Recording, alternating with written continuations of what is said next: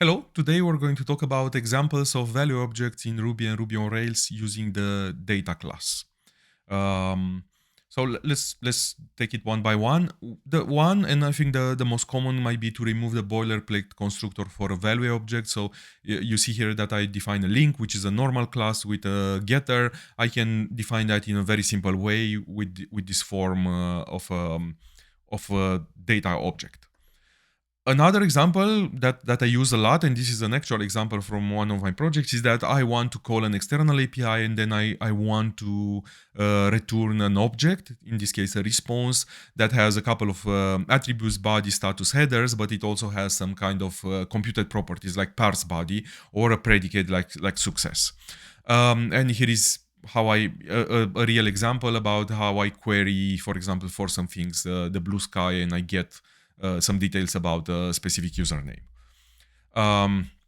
Another example could be, and I quite like this, to use nested data objects. So use a data object inside another data object when I need more complex attributes or attributes that they have a purpose to be together, like rate limiting. I want to query them. And in this case, why it's good to use the data or to use still again a data object is that the immutability will be on the main object and also on the composed object inside. So for example, here I'm adding a rate limit with limit remaining reset, and then I created it out of the response, and then I give it to rate limit extra attribute to the response. You can, of course, move everything of knowing how to get the proper properties or the properties from the headers inside the rate limit and create an extra constructor there, or like self from headers. And then here you know that you don't have to, you put the code together that knows about the rate limit inside the rate limit. Another example that I found out online is from the Odin project, and you see here that they wanted to define a list of reasons, which I assume are about why a link is not cannot be used. And you see here they define a reason with data defined that has name, description, and value, and then they defined the list of reasons in the constant reasons being this object instantiated of that class.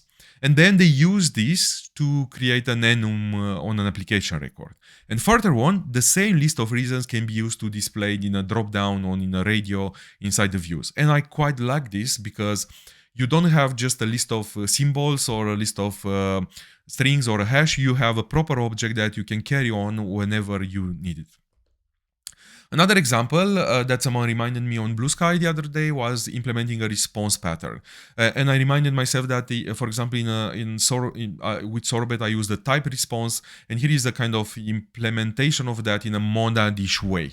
And it's all immutable, which I kind of like. So here I'm creating a general response class, which is actually a data class with some kind of errors that I will need further on, and a simple initializer with defaults, and then a success, failure, simple predicates, a payload or fallback, a method that can be chained, which will actually return the payload or do a block call in case the payload is nil or it does not exist, for example, like it will be on the failure, and an end then chainable method.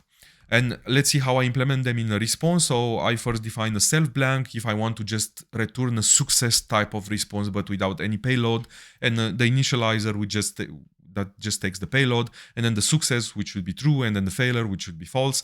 And if you try to access error on success, it will raise an error. And then I define the end block to always call the block inside, and I give it the payload. So you don't actually inside that block to call success.payload. You get the full payload. And in case you want to run on error, that will just call the self, so not the block that will process the error, because there is no error on success. And then on failure, it's a pretty similar thing, a bit reverse. So again, the blank, the initializer, of course, here the success is false and the failure is true. And the payload, you should not be able to access the payload, but you can access the error because that's just an instance variable with a getter.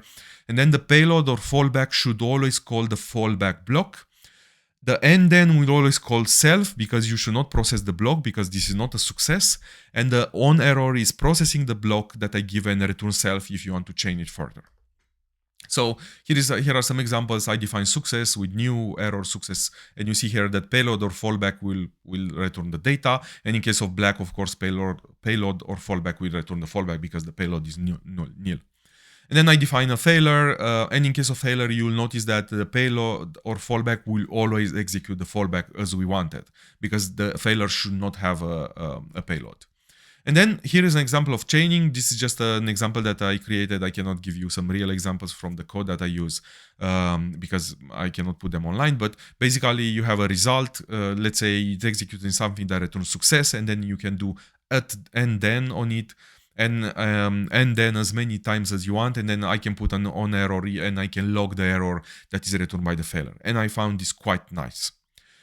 So these are some examples where you can use the data class. If you have some other examples, please connect with me on social media and tell me about them. You can read a more detailed article about this on my blog on allaboutcoding.ginda.com. And of course, I invite you to subscribe to my YouTube channel at Short Ruby. Thank you very much.